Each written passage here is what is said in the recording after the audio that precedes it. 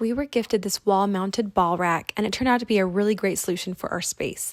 The instructions are pretty basic, but it's a simple piece to assemble.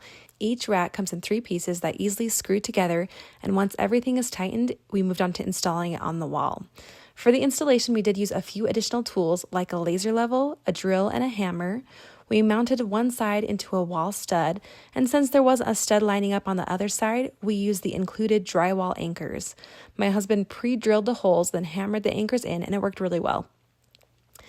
I really like the look of this rack. It has a clean, minimalist design that helps keep things looking tidy.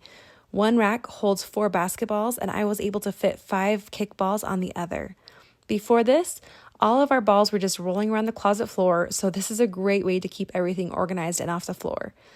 Now, it's definitely designed to hold balls, and it's not like for kids to climb on, but for its intended purposes, it works really great and looks really nice. We've really enjoyed this. Huge thank you to the brand for sending it so we could check it out and give you our honest thoughts.